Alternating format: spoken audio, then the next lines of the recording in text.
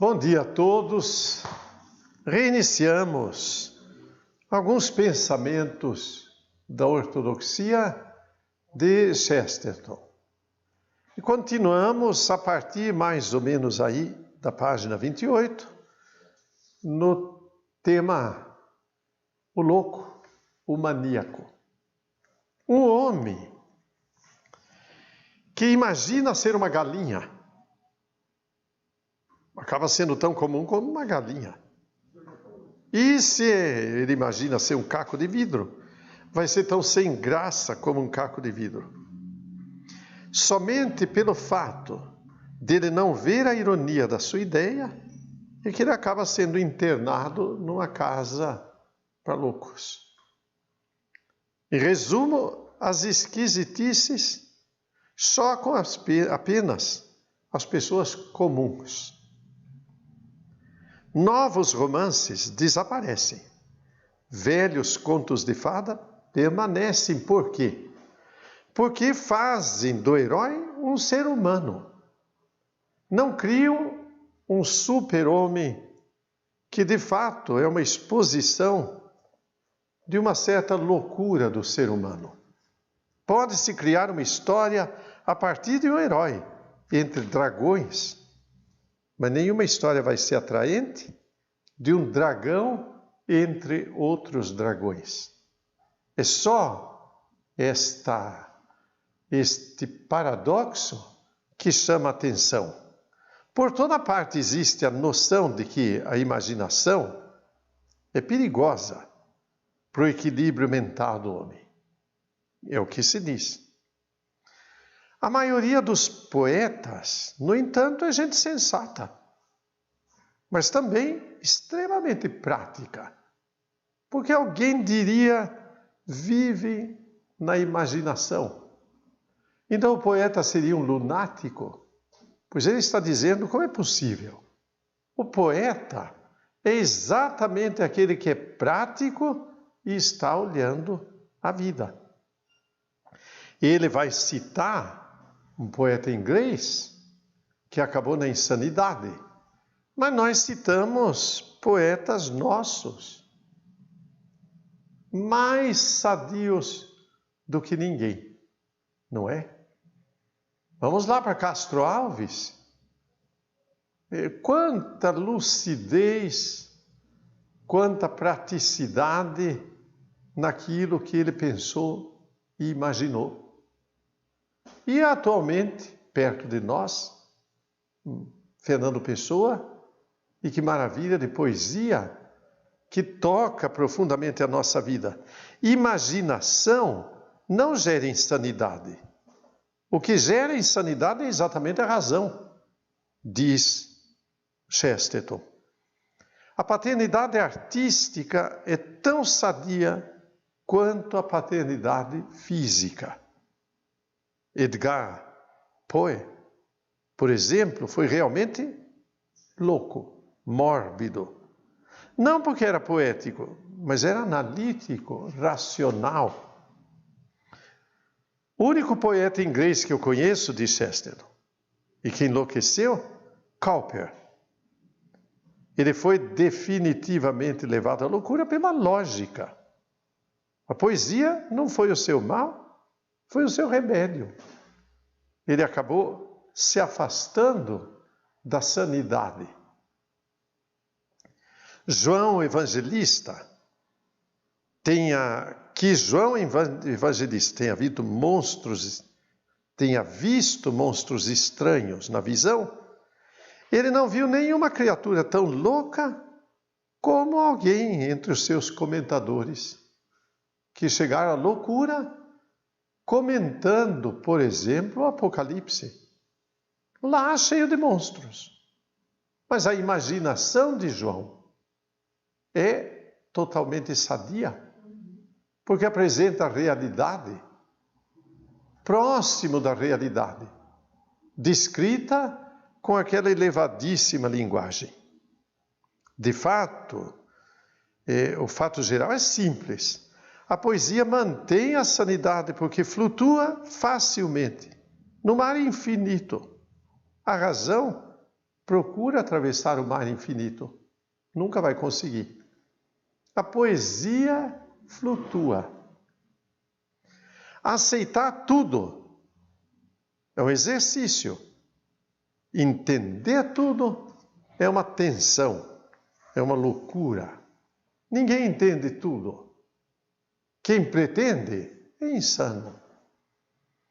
É sempre perigoso para a mente investigar muito outra mente, pois quem entra no mar, que é a mente? Alguém ainda mais irreverente poderia responder que um chapeleiro é louco, porque ele tem que medir a cabeça humana. Porém, ele mede o externo. O interior, esse não. Um escritor como Sartre disse que o livre-arbítrio era uma demência. Obviamente, se alguma ação, mesmo a de um lunático, pode ser sem causa, o determinismo então está acabado. Sartre, determinista. Mas ele diz, falar de livre-arbítrio é absurdo. Mas se não houver escolha, como poderíamos discutir determinismo?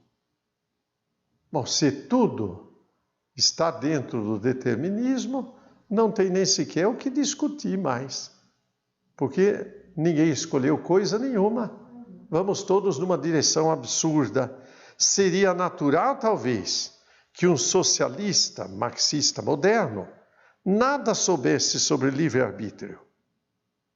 Mas seria notável que um socialista marxista moderno nada soubesse sobre lunáticos. Todo mundo sabe. Pode ser que ele não saiba da escolha, mas ele sabe das consequências. Não entendeu. Alguém não entendeu. Faz parte do bom humor de Chesterton. Seria natural que um marxista não cite nem saiba que a vida é feita de escolhas. Então ele entra num determinismo, certo? Então vamos lá para uma sociedade em que ninguém escolhe, tudo é um fatalismo, certo? Isto a gente pode até imaginar, que um marxista acredite que tudo está nessa fatalidade. Porém, ele diz, é estranho, é notável, que um socialista marxista não entende nada sobre loucos. Ele está vendo a loucura. Como que ele não entende? Ele vê a loucura, mas não vê a sua loucura. Entende? Fácil de ver a loucura, difícil de ver a própria loucura. Entende? O homem feliz é o que faz coisas inúteis. O homem doente não dispõe de força suficiente para ficar sem fazer nada. Homem sadio é capaz de ter um ócio produtivo. Tem até um escrito, e vão me esquecer, o autor, que escreveu um livrinho, Ócio Produtivo. Certo? Ninguém pensa se não tiver esta possibilidade. Quem leu as Confissões de Santo Agostinho vai se deparar com a necessidade que Santo Agostinho tinha de um tempo. Ócio produtivo. Porque já no caminho da conversão, já em Milão, quando a sua mulher o havia abandonado, e ele estava lá com o filho, e ele diz, como eu posso viver? Ser mulher é muito difícil. Mas que mulher? Eu gostaria de encontrar uma mulher, porém, que fosse rica e que conseguisse me sustentar para que eu tivesse tempo de pensar e continuar a filosofia. Certo? É descarado, Santo Agostinho. Quer dizer, eu não poderia ficar sem esse ócio, certo? Quer dizer, o homem feliz, sadio, é capaz de usar o seu ócio, fazer coisas inúteis. Mas o homem que não é sadio, mentalmente doente, não é capaz. O neurótico tem que ficar fazendo certas coisas o tempo inteiro e ficaria muito angustiado se não pudesse ficar fazendo. Então, não caiamos na neurose neste tempo de pandemia, que muita gente fica em casa e não sabe o que fazer e quer fazer. Mas quer fazer não sei o que, certo? Se o louco pudesse, por exemplo, ficar despreocupado, ele ficaria são. Se você discutir com o louco, é extremamente provável que leve a pior. A mente dele se move muito mais rápido. Ele escapa.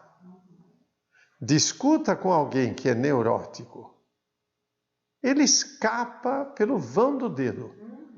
E você pode dizer, olha, você poderia solucionar por este caminho, imediatamente ele entra num atalho. Eu não posso fazer isso. Eu não posso por causa disso. Eu não posso por causa daquilo. Discuta com o louco, você não consegue. Ele escapa. Louco aqui não é o louco de pedra, mas o neurótico, vamos dizer assim, que está por aí. Ele é muito mais lógico por perder certos afetos da sanidade. Ele escapa. Não é um homem que perdeu a razão. O louco é um homem que perdeu tudo, menos a razão.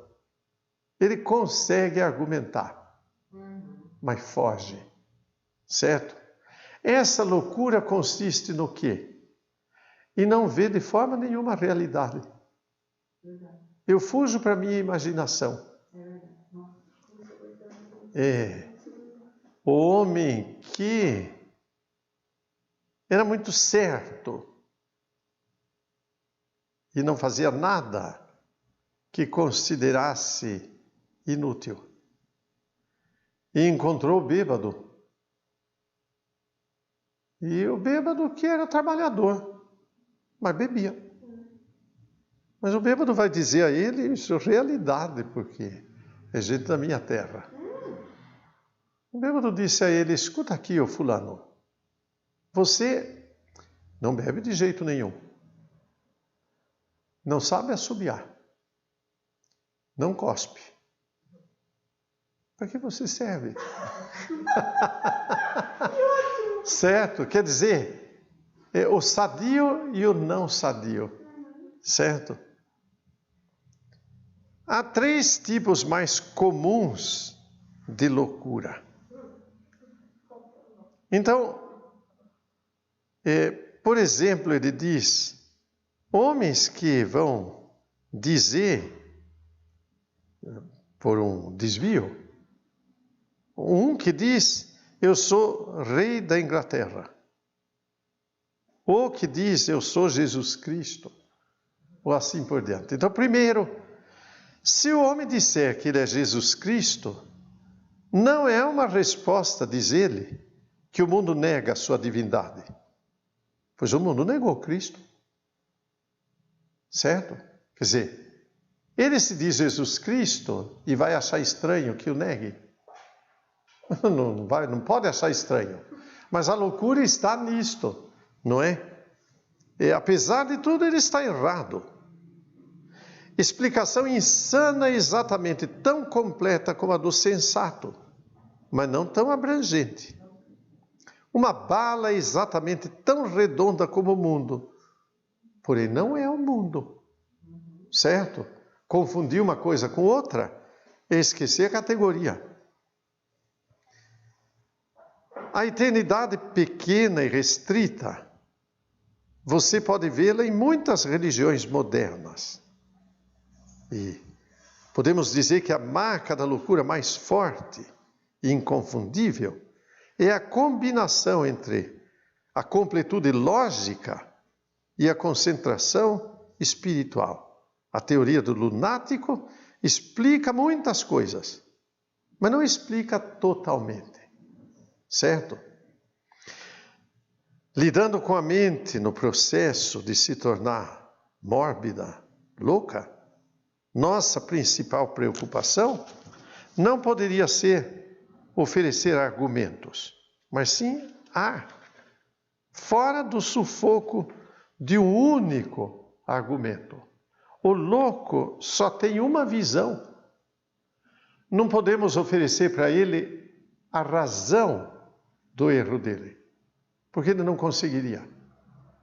Mas teríamos que acrescentar outras visões, dar ar para ele, para que ele veja a estreiteza do seu pensamento, o que o tiraria da sua neurose, loucura, sei lá eu, o que tanto mais. Suponhamos que fosse o caso de um homem acusando todos de conspiração contra ele. Admito que a sua explicação esclarece muitos fatos, mas quantos ficam de fora? Estão me perseguindo. Eu posso tentar explicar que não estão perseguindo, mas ele não consegue ver senão o que ele acha que está perseguindo. Ele precisa ver que muitos estão fora e nem sequer observam a vida dele. Então, não estão todos perseguindo. Ele passa despercebido, mas ele acha que tem gente perseguindo. Sim. Por quê? Porque ele só vê isto. É a estreiteza da visão. Não se pode dar a ele razão para ele sair disso. Mas ar, quer dizer, mais espaço para ele ampliar a visão. Vamos dizer, mostrando que há outras pessoas que não têm nada a ver com isso. Certo? Alguém achou que está sendo perseguido. Muito bem. Mas eu vou mostrar fulano, que nem está olhando para você. Como que você acha que todo mundo persegue você? Não? No processo da senilidade, as pessoas idosas, muitas vezes aumentam esses sentidos. Quer dizer, a velhice não cria situações, mas amplia. Então, às vezes, olhando as casas de repouso, lá uma pessoa amargurada e chorando. Por quê? Ninguém gosta de mim. Como ninguém gosta de você? Talvez você achou que uma pessoa não goste de você. Mas você não olhou os outros. Não é verdade? E eu posso mergulhar minha vida nessa insanidade. Não? Para todo mundo. Quer dizer, todos me desprezam. Um professor na sala de aula. Os meus alunos não me dão valor. Pode ser que um ou outro não dê. Mas a maior parte dá. Por que não olha a maior parte e olha exatamente? Então, este insano precisa de ar. Olhar os outros. Não exatamente reduzir e ficar naquele. Certo? Ou a esposa ou o marido que olham uma atitude só do outro e não conseguem ver o total. E daí, na sua neurose, caem numa espécie de loucura, estragam a vida. Ele precisa não de argumento, tente explicar, que ele não vai aceitar. Mas mostre o resto, ele precisa de ar, certo? Muito mais ampla seria a sua vida se eu pudesse tornar-se menor dentro dela, se o seu eu fosse menor. Mas ele olha por um eu engrandecido e só vê aquilo, não é? O segundo caso de loucura, aquele que reivindica a coroa. Ele acha que é rei. Por que se preocupar com isso? Faça um magnífico esforço e você será um ser humano e até desprezará todos os reis da terra. Quer dizer, você é rei? E daí? Certo? O que muda isso? Não? Mas acontece que ele, na insanidade, se sente. Ele coloca aqui alguém que quer ser rei, ou que se sente rei. A gente pode imaginar, de repente, coroa e manto. Não. Ele quer ser rei dentro de casa. Quer ser rei? Vai discutir com ele. Com louco não se discute. Mostre que outros reis não são nada.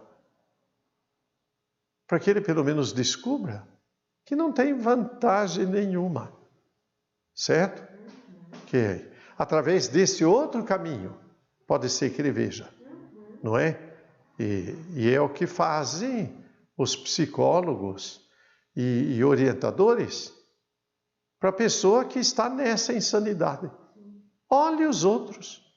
Veja que não tem nada nisto. Nenhuma vantagem, nenhum bem, nada de valor. Como deve ser triste ser Deus e um Deus incompetente. Quer dizer, eu sou Jesus Cristo. Eu não posso fazer nada, certo? Muito mais feliz seria você, haveria muito mais de você, se o martelo de outro Deus pudesse destruir o seu pequeno mundo. Aí você descobriria Deus, certo? A visão do mal mental não procura discutir com ele, ou melhor, é preciso lembrar que a ciência mais genuinamente prática adota a visão do mal mental. Ela não preocupa em destruir, ou melhor, discutir com o louco, como se ele fosse um herege, mas simplesmente quebrar esse encantamento. Porque ele só está vendo isso. É necessário romper essa cadeia, para que ele veja outras coisas. É uma visão reduzida. Nem a ciência moderna, nem a religião antiga acreditam no pensamento completamente livre. A teologia desaprova pensamentos desse tipo, chamando de blasfemos. A ciência desaprova esses pensamentos, chamando-os de loucos, certo? Nesses casos, não é suficiente que o pobre infeliz deseje a verdade. Ele precisa desejar a saúde. Não é a verdade que ele não está vendo, mas ele tem uma distorção da realidade. Ele precisa de saúde. Não, o problema dele não está sendo a poesia, mas a razão, certo? Ele não consegue ver. Não consegue sair do mal mental só por meio do pensamento. Ele precisa ser salvo pela vontade e pela fé. Ele deve ir com muito mais coragem para outra situação. Ele precisa ser corajoso, não é? Nós vimos no desobedecer a coragem de assumir o próprio pensamento. Aí ele é sadio. Mas se ele não tem coragem, ele se amedronta em vencer o limite que ele estabeleceu.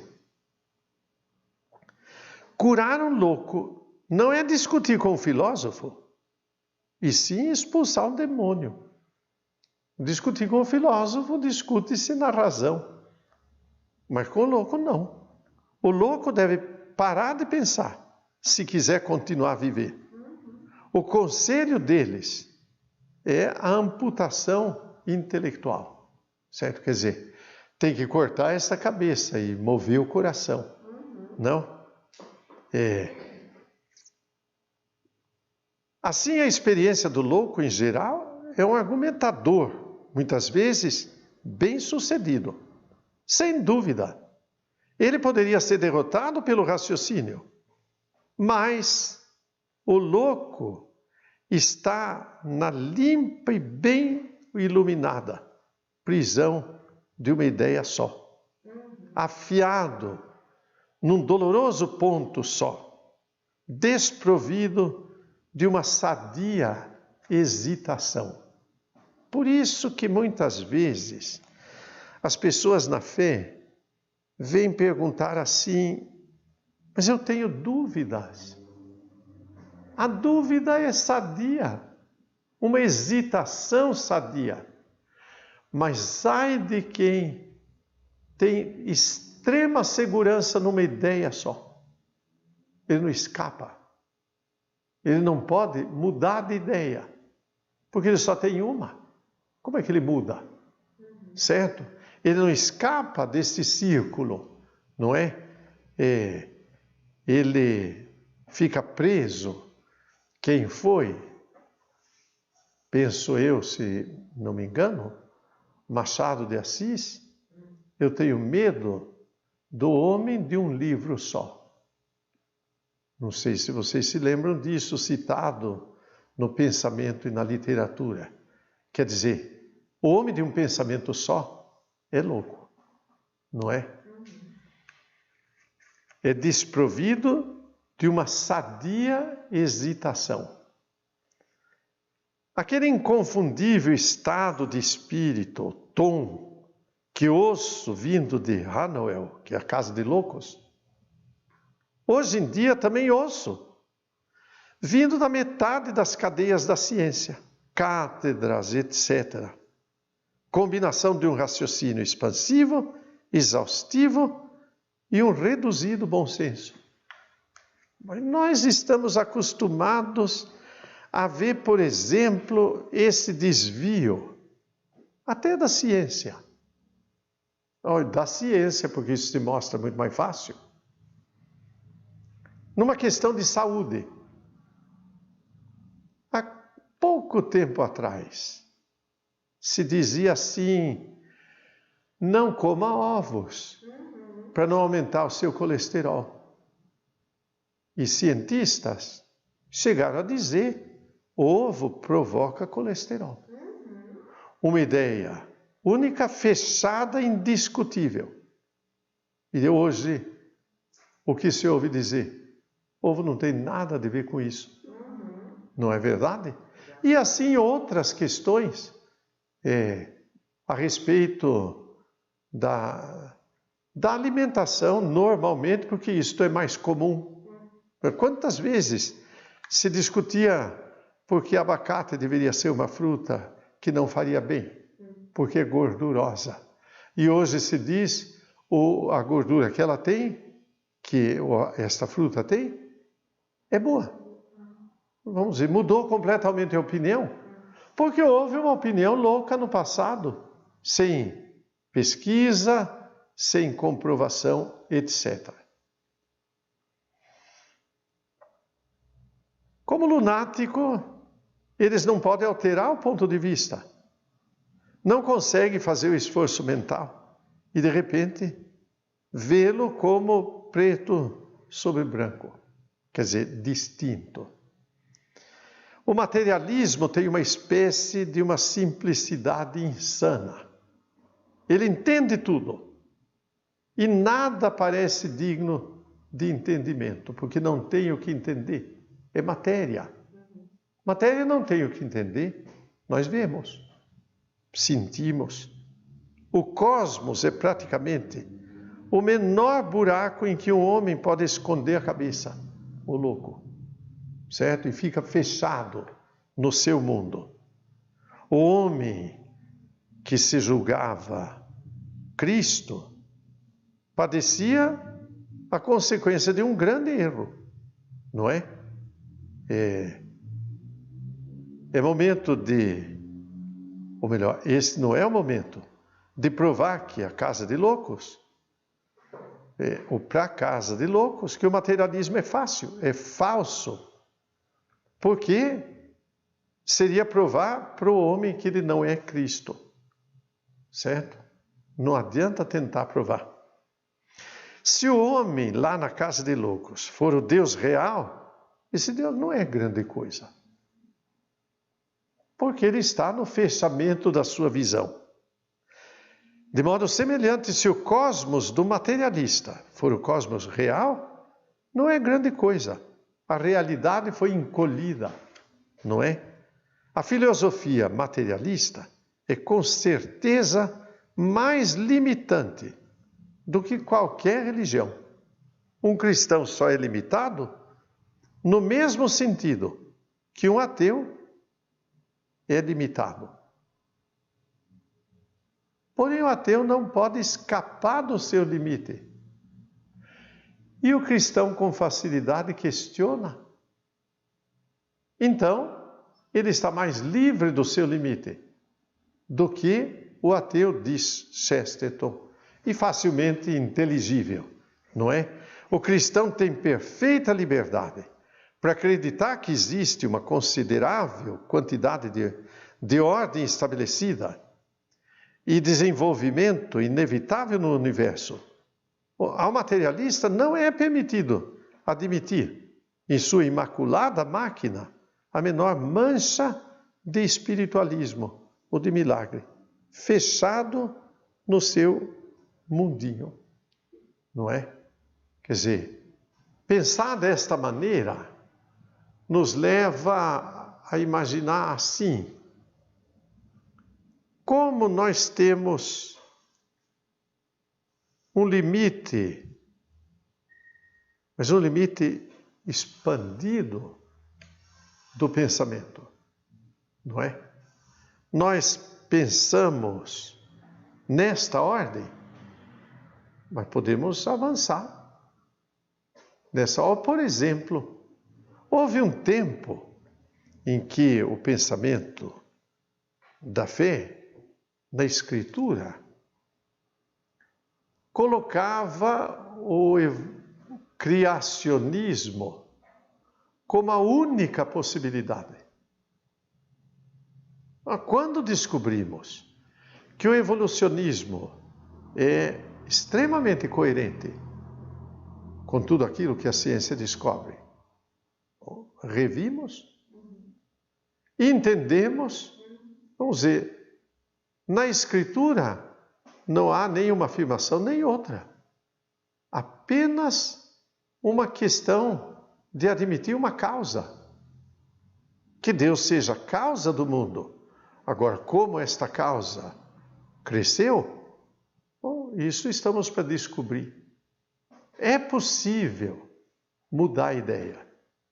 Agora, no materialismo total e ateísmo, nem sombra de uma possibilidade de outra ideia. Então é um mundo muito mais fechado, menos amplo, que beira o maníaco. Por isso que todo o tema deste capítulo é o louco. O que há de loucura neste mundo? Ou não chame a fé de louca, porque ela tem uma vastidão que permite respirar, não é?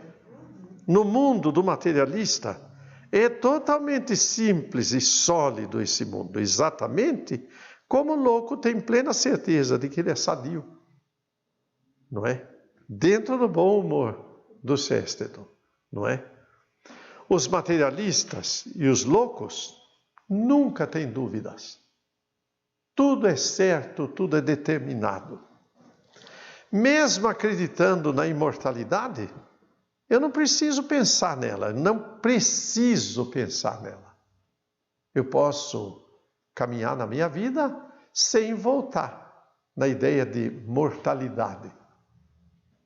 Mas se eu a desacredito, então eu não devo pensar nela.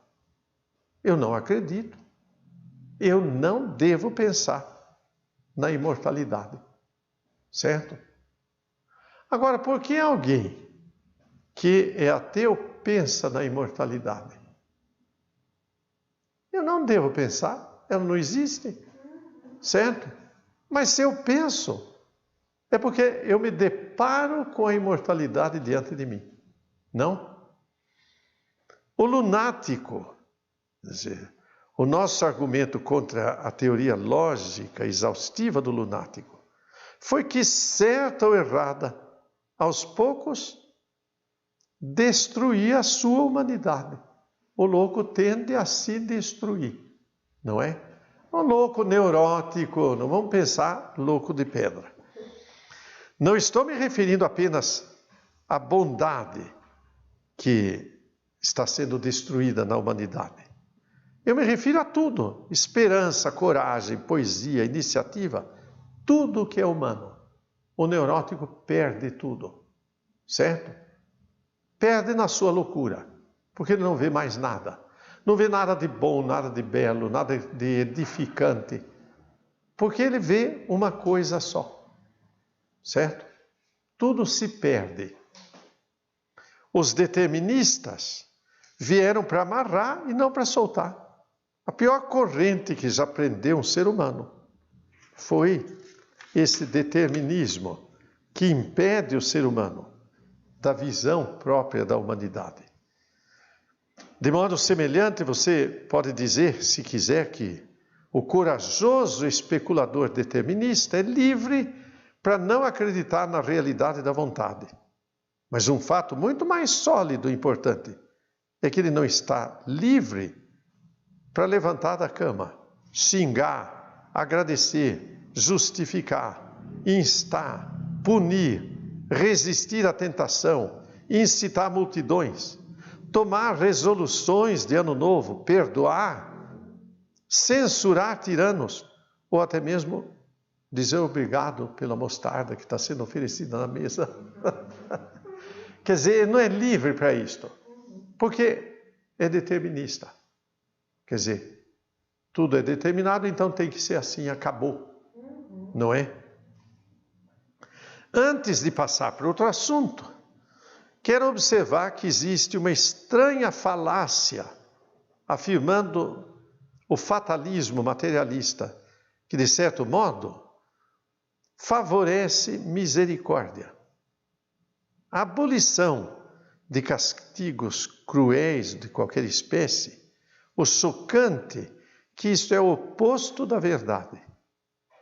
Perfeitamente defensável dizer que a doutrina da necessidade não estabelece diferença alguma. Ela deixa o espancador espancar e o bom amigo aconselhar como antes. Mas é óbvio que se ela tiver de interromper uma dessas atividades, o que vai ser interrompido é o aconselhamento, não o espancamento, certo? E o materialismo leva para isto. É provável que o determinismo leve à crueldade, como certamente levará à covardia. O determinista acredita na mudança de ambiente. Ele não deve dizer ao pecador, vai, não peque mais. Porque o pecador não pode evitar o pecado. O determinismo impede, certo? Mas ele pode mergulhar o pecador em óleo fervente. Pois o óleo é outro ambiente. Ele muda o ambiente e não muda o pecador. Certo? Bom, a história está cheia de determinismo, não? Portanto, considerado como figura, o materialista tem o fantástico perfil da figura de um louco. Há um cético mais terrível do que aquele que é materialista. É o cético que acredita que tudo começou nele. Ele não admite outra coisa. Ele não vê mais nada. Tudo começa comigo. Certo? Essas dúvidas. Olha, este pensamento tem consequências em outras situações da vida. Vamos tomar, por exemplo, aquele compositor austríaco, que eu vou ter dificuldade de lembrar o nome, que era maestro e compositor. Mas ele pegou uma época e ele era inspirado para interpretar de maneira diferente peças de Mozart. E Mozart, com a riqueza da composição, e ele buscou nova interpretação. E a orquestra, os músicos, fizeram uma oposição tremenda. Escreveram contra o maestro. Mas ele era o maestro da Sinfônica de Viena, não é? E não podiam modificar. E ele, uma vez, falando para os músicos, disse: prestem atenção. A verdadeira tradição não é culto às cinzas, mas é a vida que continua. E nós olhamos, por exemplo, hoje, pessoas apegadas a tradições, até dentro da igreja. E de repente encontramos tradições que começaram nas pessoas, porque elas não conhecem nem mesmo a tradição, e a tradição verdadeira é a vida da igreja que continua, não cinzas de um passado que morreu, certo? Bom, a igreja não podia continuar naquilo que era do passado. Teve que revolucionar a sua vida. E aí veio concílios e etc. Para que a igreja não continuasse num absurdo de ladainhas, de imagens e de certas repetições que estavam chegando no ponto da loucura, num passado não muito remoto. Incensos, velas, véus, etc. Não. Descobramos que, de fato, tinha que ser mudado para a vida continuar. Não é? Quer dizer, descobri que não é a cinza que vale, é a vida que vale. Não?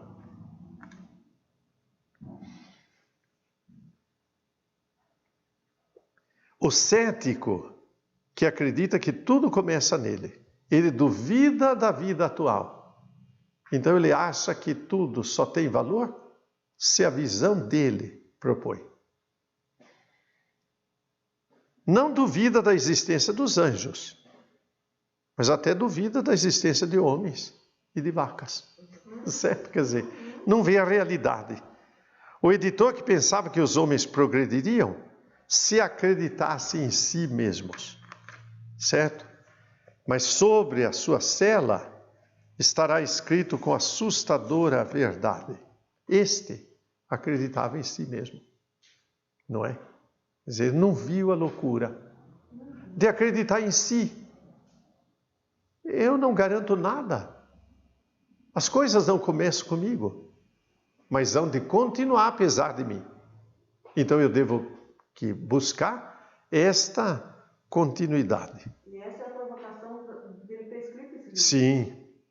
Eu estou dizendo, ele diz aqui, que se alguém questionou meu argumento e a minha convicção, eu digo que pelo menos eu estou abrindo os olhos. Eu não estou me fechando, não? Muito bem, o resto na próxima.